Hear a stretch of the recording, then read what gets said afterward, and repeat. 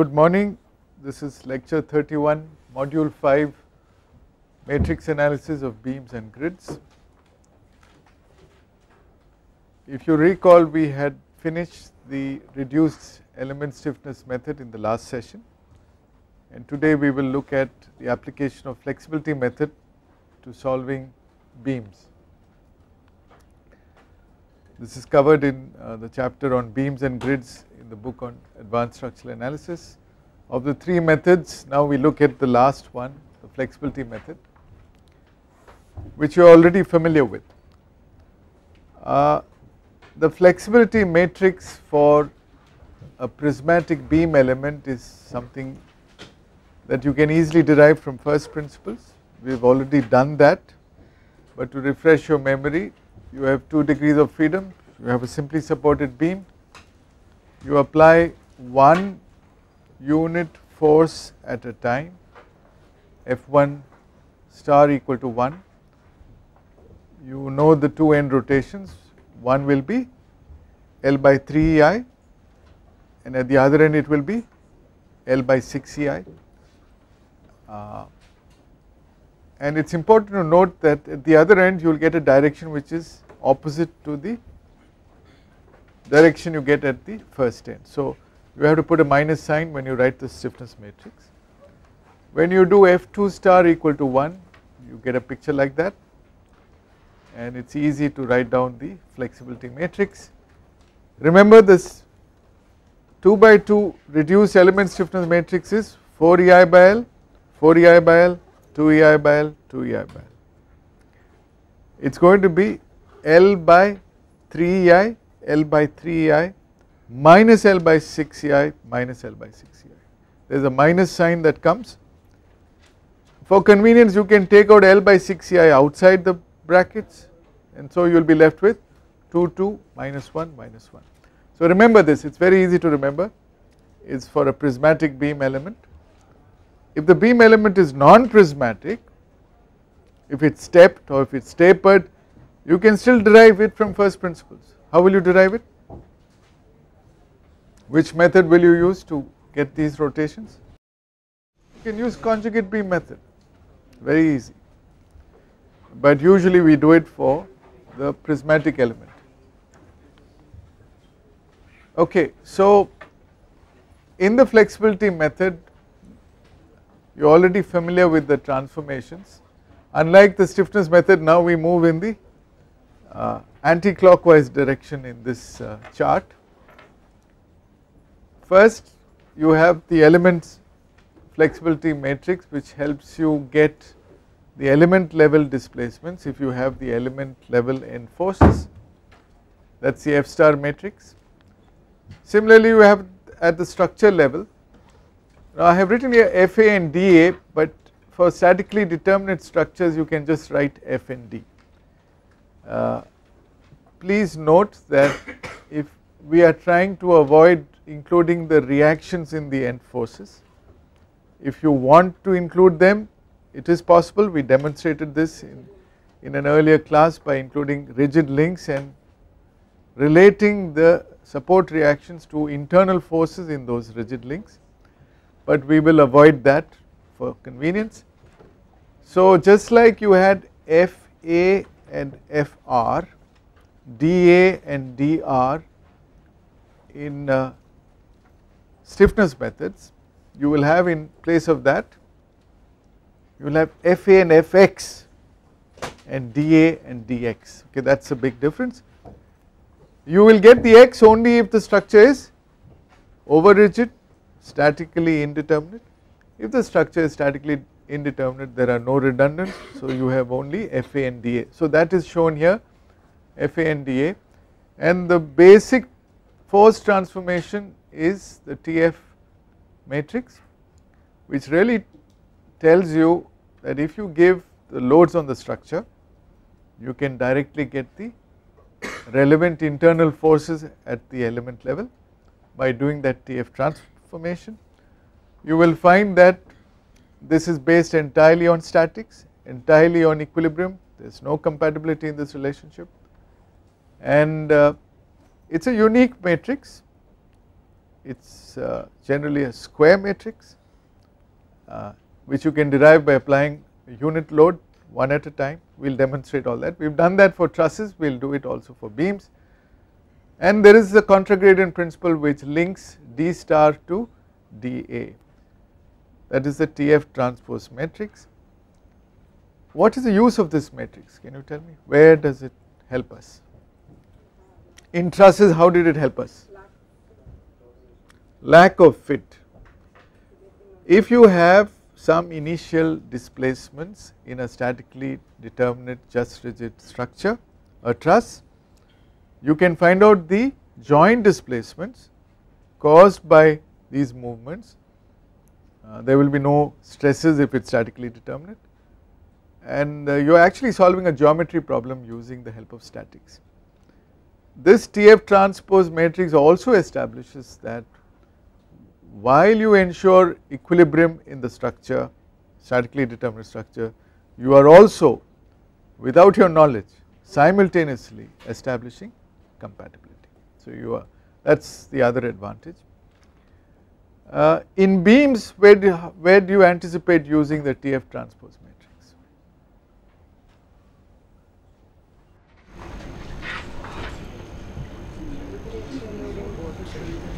Temperature loading of a segment. Temperature loads we usually do not encounter in beams, and they will come in frames because you need the axial degree of freedom, unless you are talking of a differential temperature, a temperature gradient across the depth of the beam, which we will not consider for the time being.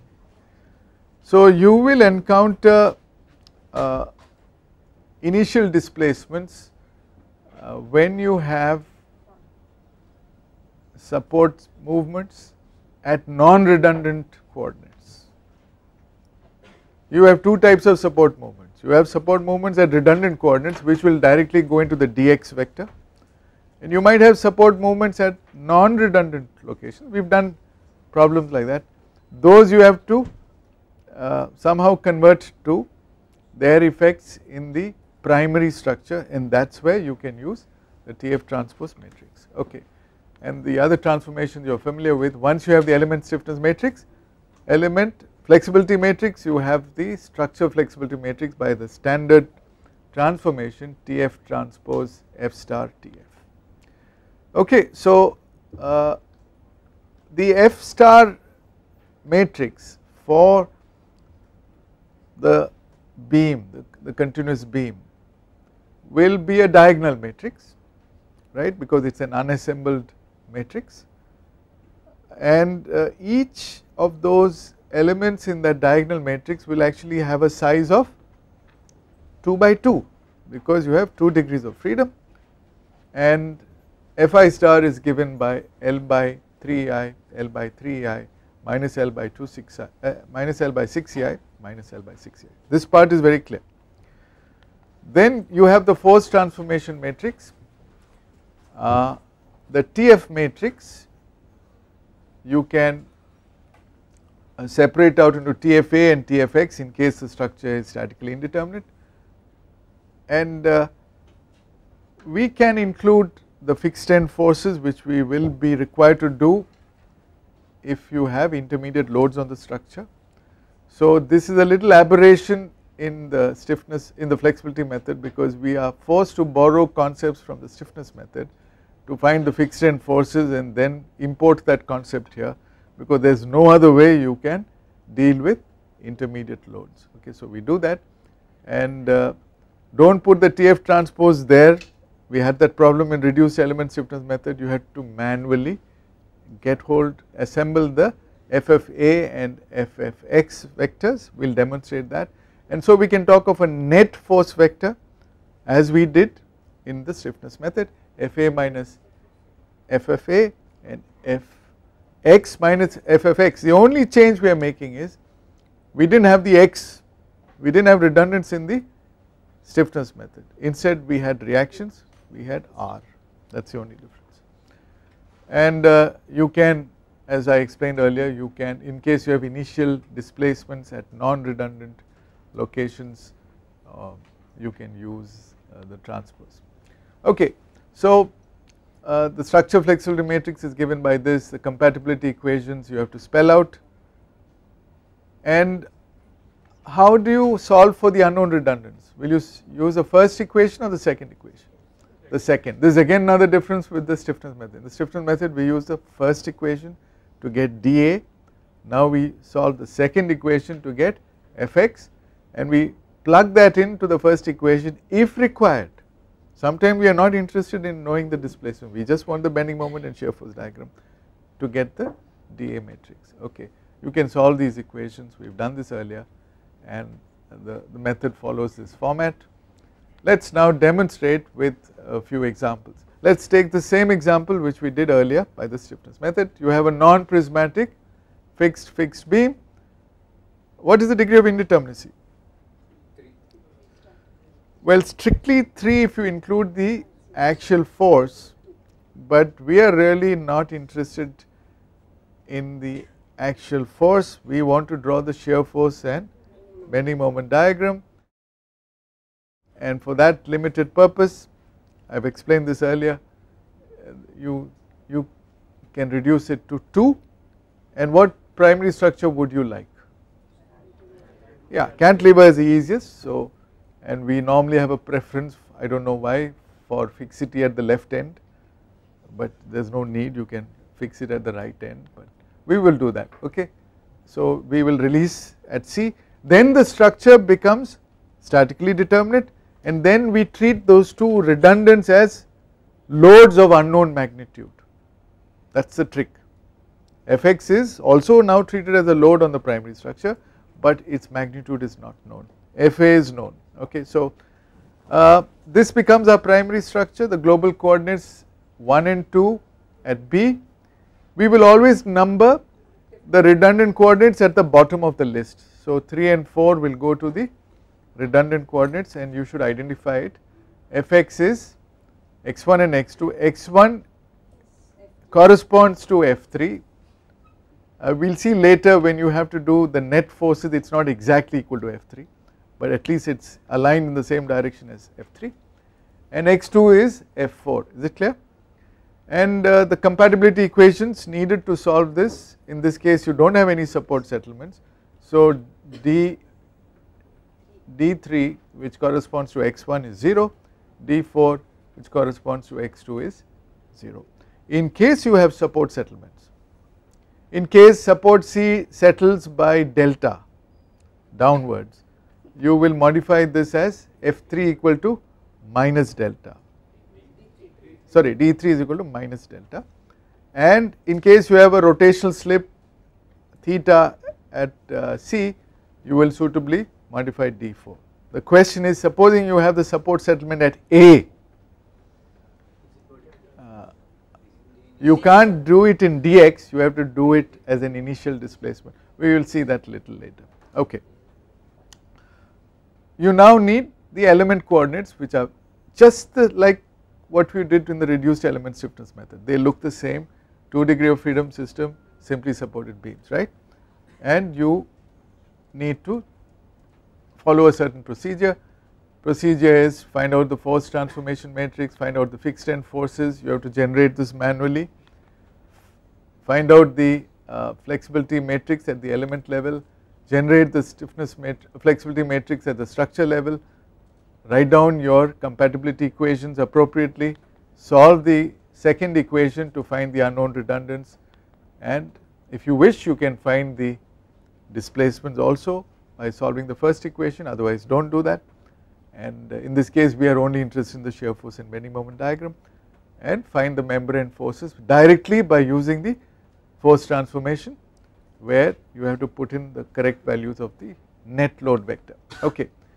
Joint displacements you can get also this way, dA directly. Okay. Now let us do this together. Can you write down for this example the force transformation matrix?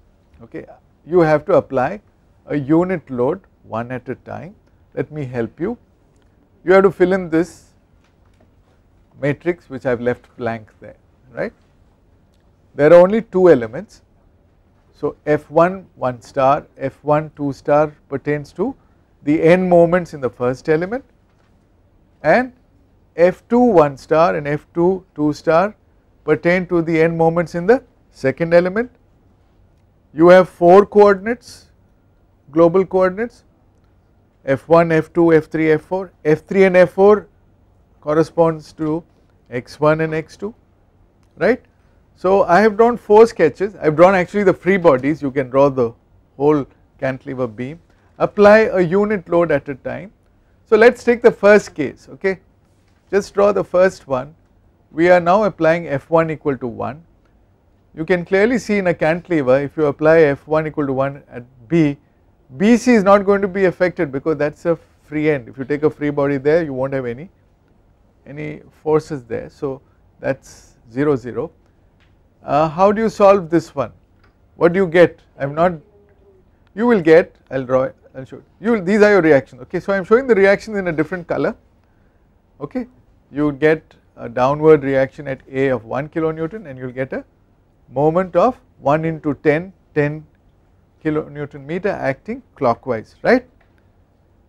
So this is a complete analysis of a simple cantilever beam subject to a unit load F1 equal to 1, right. Now you have to fill in that first column in the TF matrix. How will you fill it? Just reel out those values. Minus 10, next 0, next, great, that is it. It is just as easy as the displacement transformation matrix. Now will you fill in the next one? Let us do the next one. Next one is pretty easy. You get pure bending. You just get one moment there. So can you tell me how to fill up the next column? Minus 1, plus 1, 0 0, great. Let us do the third one, okay. Third one, you are now applying a unit load at the free end of the cantilever, right. So what are the moments you will get? You can also draw the shears. They look like this, right. 1 into 10 is 10 kilonewton meter. That 10 kilonewton meter will act clockwise at B in BC and anti-clockwise at B in BA, because every action has an equal and opposite reaction, got it.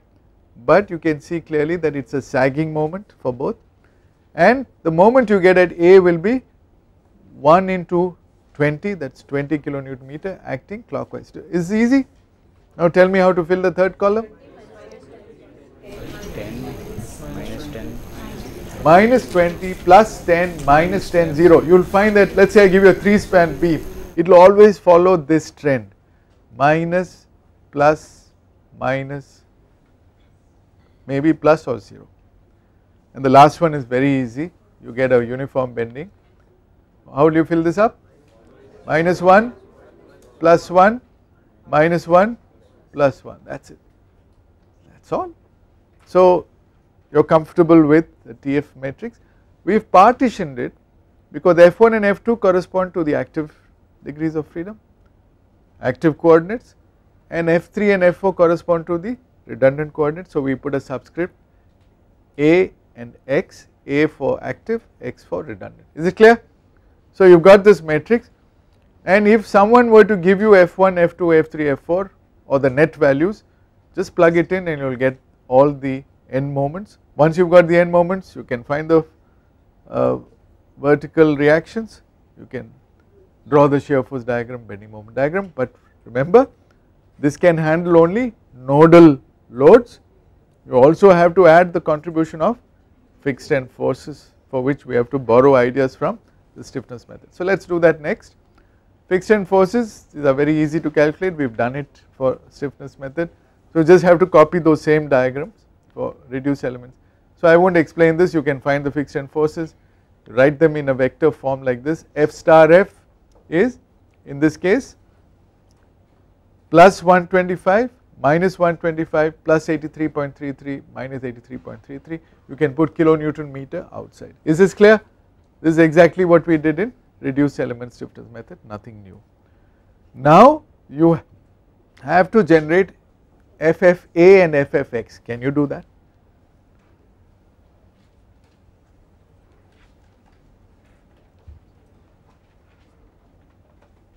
And you have to do it manually.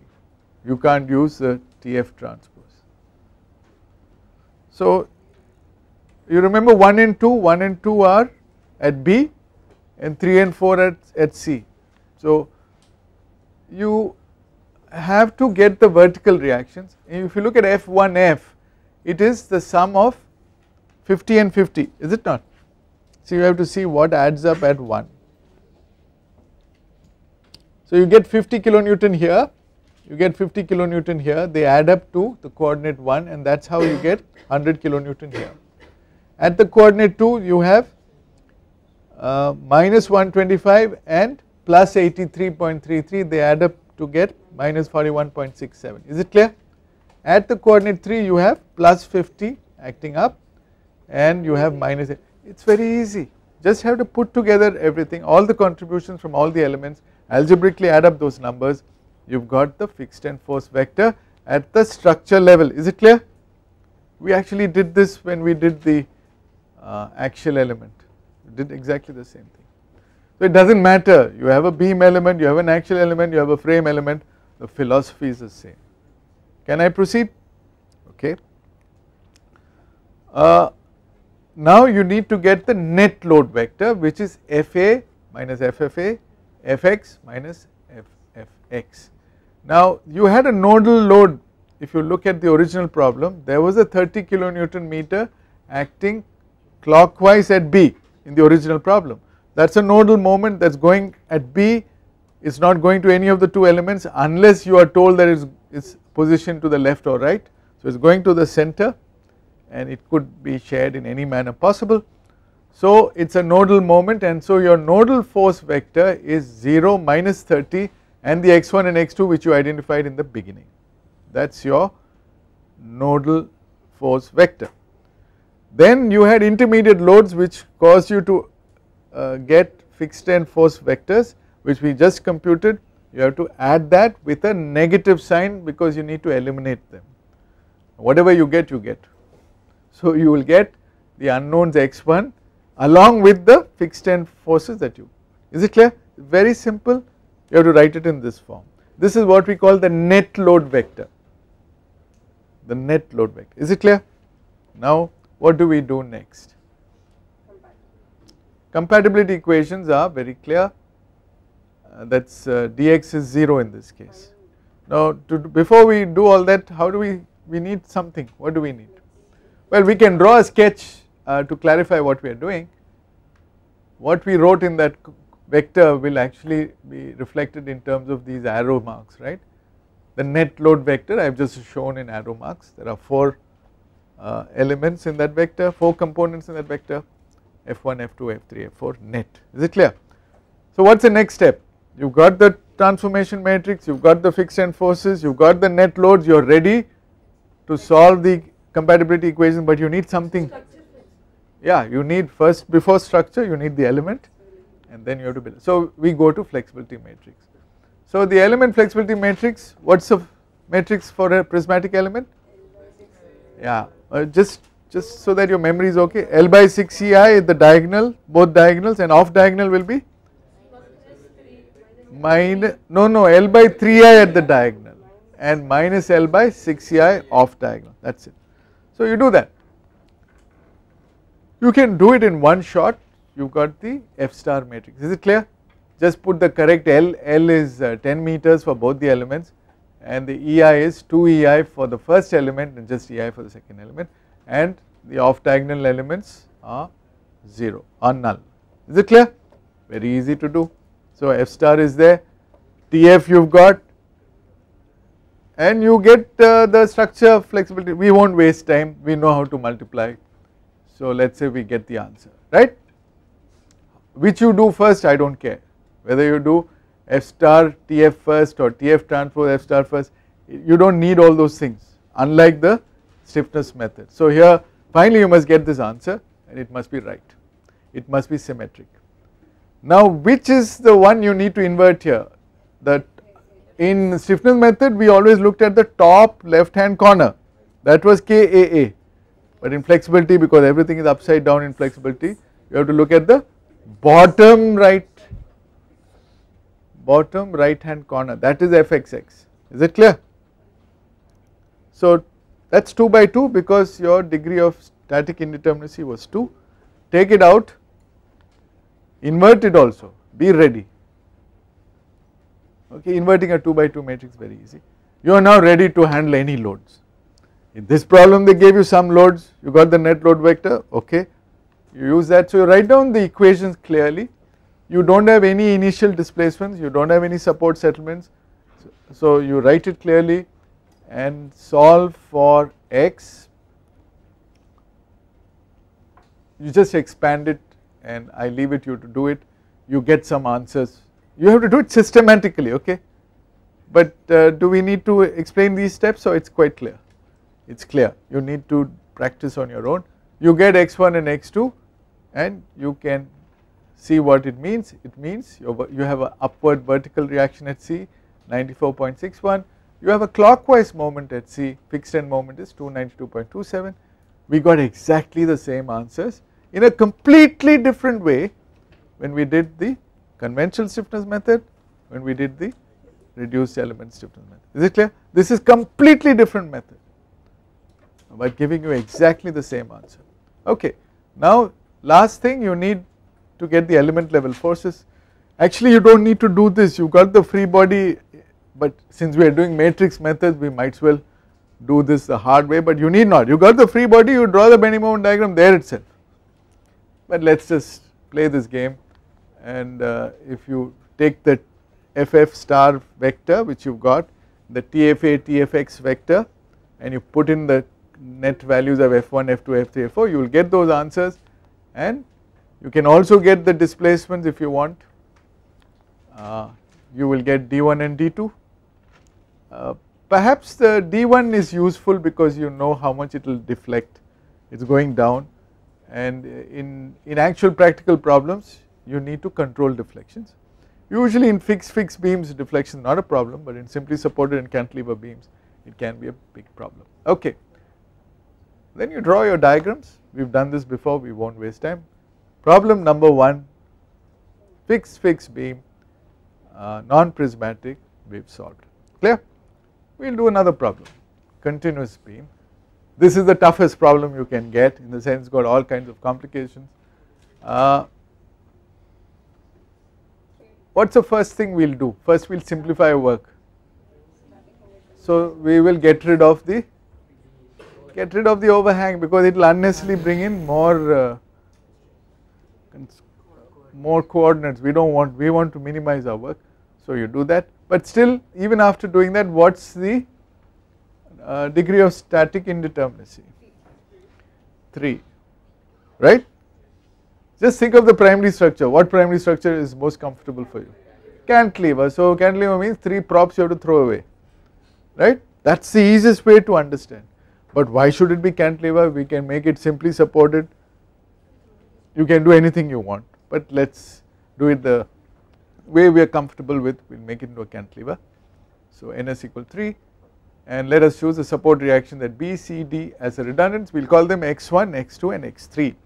So this is the structure we are going to look at. We will quietly remove the overhang and bring it back when we draw the final bending moment diagram, and that 50 kilonewton meter now goes as a concentrated moment at the end D.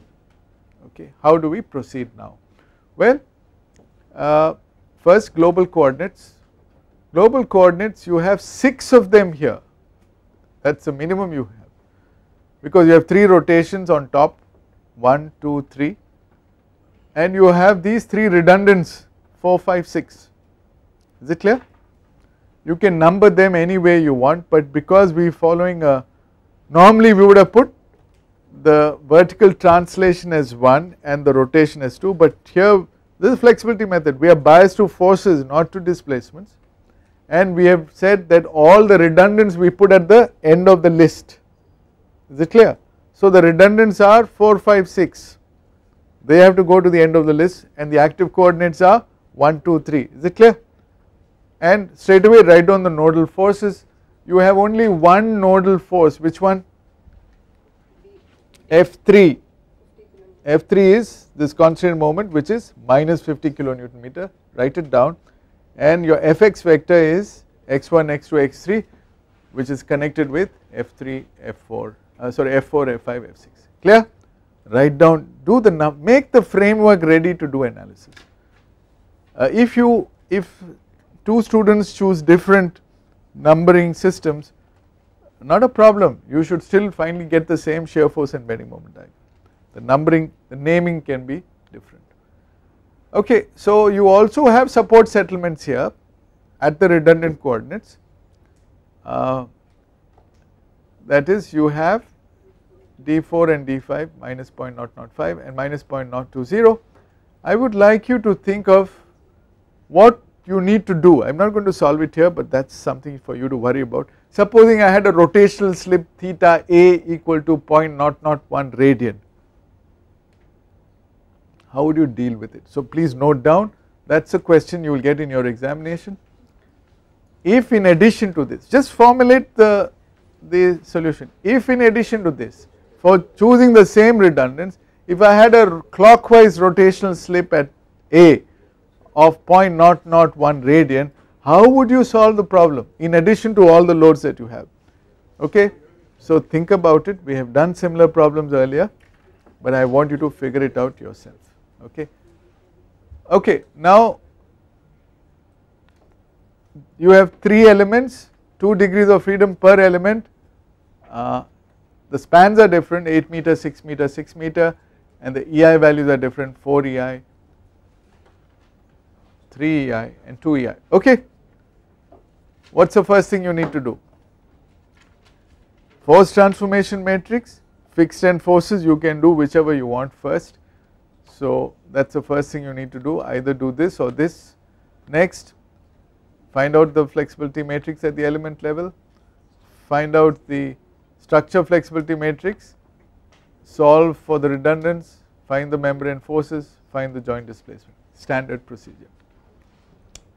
Fixed end forces, we did this in fact only yesterday, so this is easy, this is also easy. This, be careful, yesterday what was the difference? We drew the same things yesterday, but there was a big difference between yesterday and today. What's? No, that was a prop cantilever. Element 3, we took advantage of a reduced element stiffness matrix because of the hinge, and we had only a 1 by 1 matrix and it was 3I by L. We do not play those games in flexibility method. Flexibility method, it is always 2 by 2 element. Is it clear? So you have to arrest that degree of freedom, D. So it is a simple case of fixity at C and D, and so your fixed end forces is as you calculate here. This is what we did in the conventional stiffness method, where we did not take any shortcut. Is it clear? So that calculation is easy to do. 50 kilonewton meter you just keep aside, it does not come into your fixed end forces at all. Is it clear? You are handling it as a nodal load, you put it as F3 equal to minus 50, you handle that separately. Okay. So I hope you are familiar with these calculations. Then what do you do next? You put them all together in a vector form, it will look like this. If you compare this problem to yesterday's problem, this vector is identical except that last F3 star F vector, because last time it was having only one value and that value was different from these two because it dealt with a propped cantilever, remember? Okay.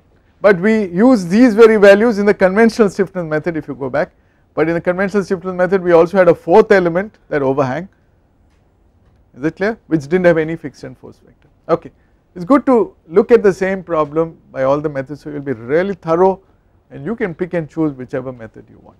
Okay, what do you do next? You have to assemble the FFA and FFX vectors. Will you do that? With the help of this diagram, write down the FFA and the FFX vectors. Just have to add up, please do it so at least you know the steps and the procedure. Fill up the FFA and the FFX vectors.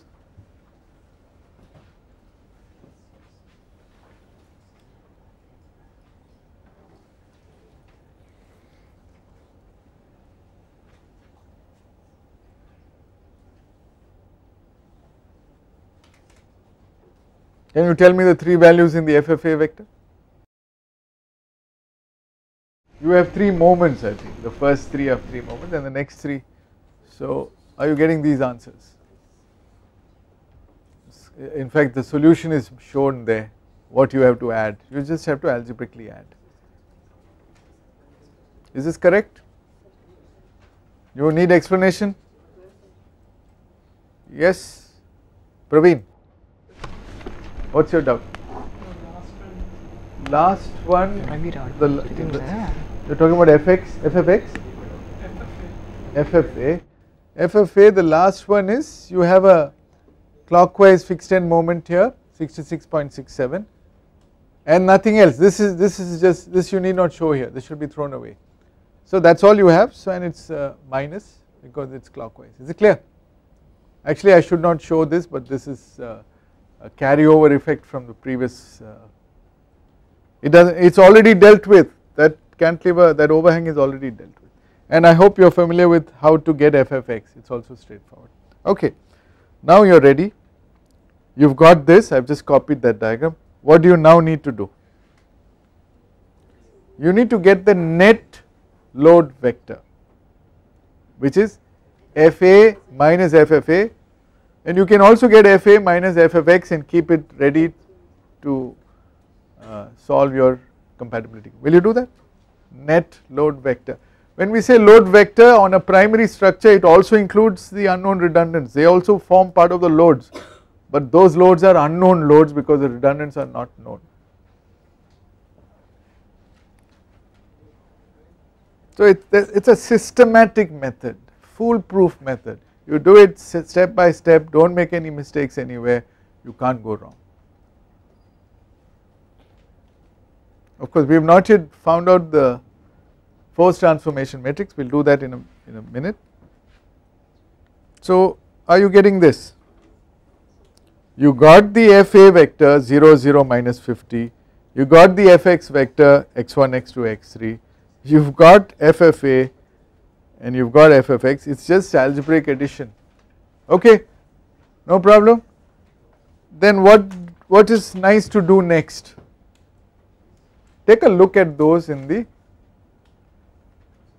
diagram, you see how beautifully you have converted all those intermediate loads into equivalent joint loads. That is the power of matrix methods, and you get the same displacements at B, C, D, that is the basis of the equivalence. Is it clear? But there are some unknowns hanging around x1, x2, x3, and to get those x1, x2, x3, see this is a loading diagram which does not suggest that B, C and D can't move, in fact B, C and D will move, but the correct answer of x1, x2, x3 correspond to the reality that you know how much B, C and D will move. It is not 0 because you have a known support settlement at B and at C. So that is a value you have to forcibly impose and you will get the correct values of x1, x2, x3. Right, so let us do this, now you do it on your own. Please generate the force transformation matrix for this 3 element continuous beam. Very easy, the first one, I mean you have to repeat what we did last time, in fact all of them look alike. Will you draw, fill in the blanks there quickly. First one, second one, third one, they are all similar, right.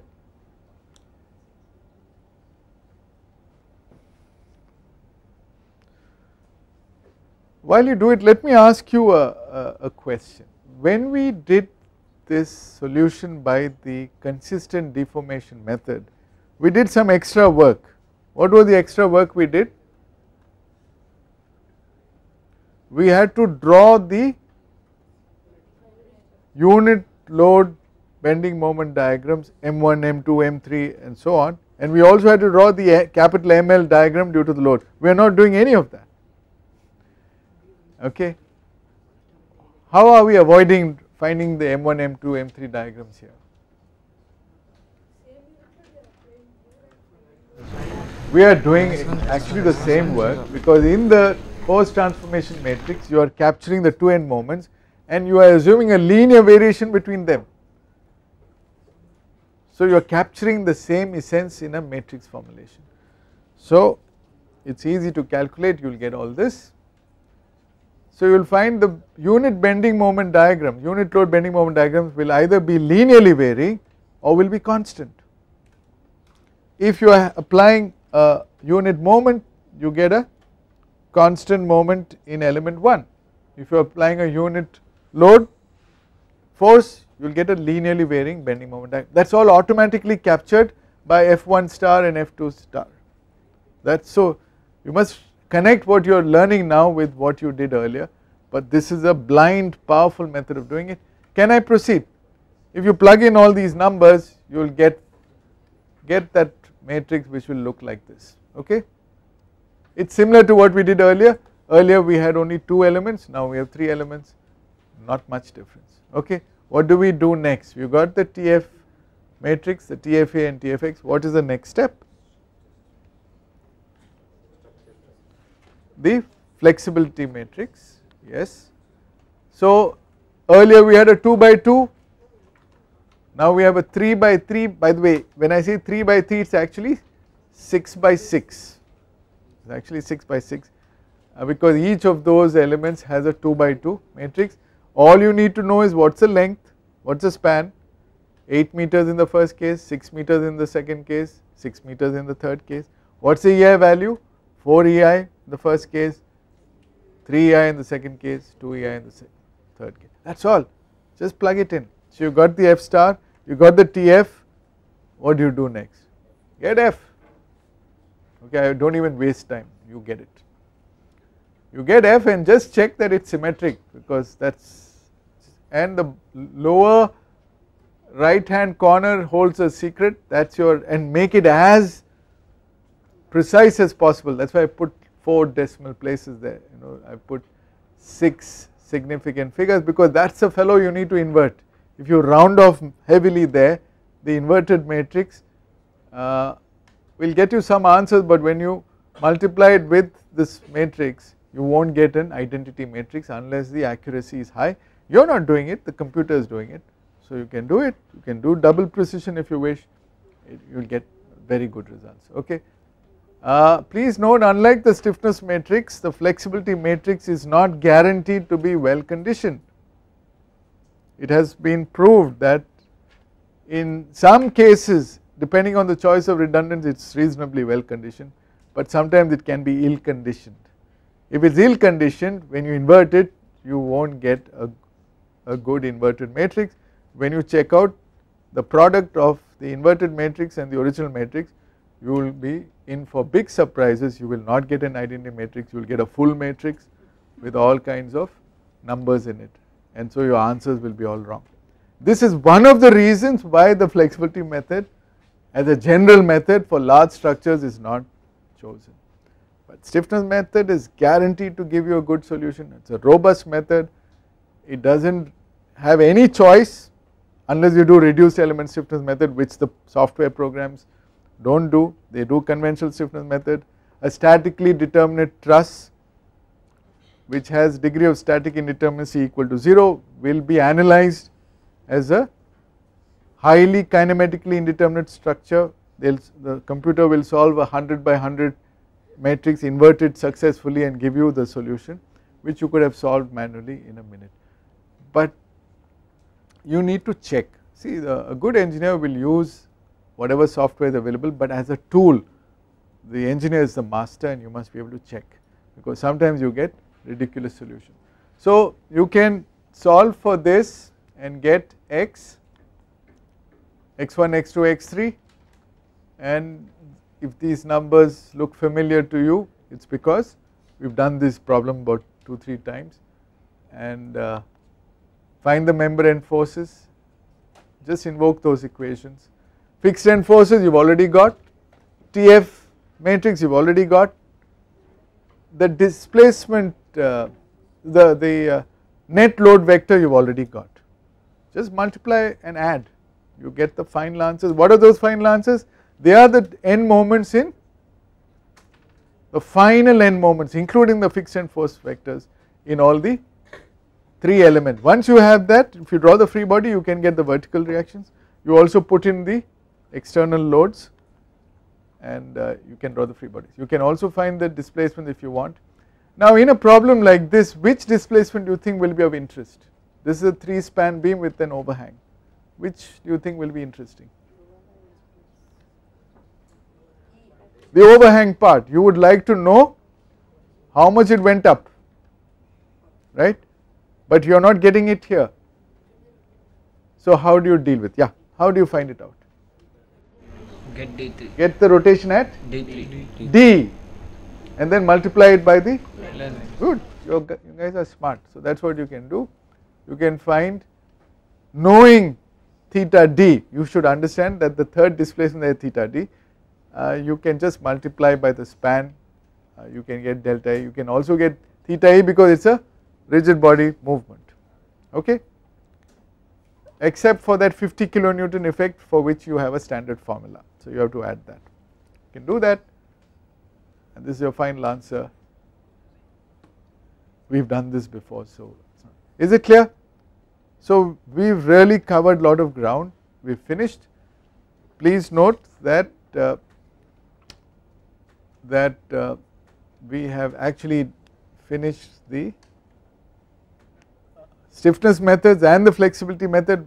We did only 2 problems in flexibility because it is not really used much in practice, but we have studied all the methods exhaustively. Only one topic remains to be completed. What is that? Grids, which is very interesting, and in your assignment I have given you a grid problem. I will actually show you how to solve it, but you solve it on your own. Thank you.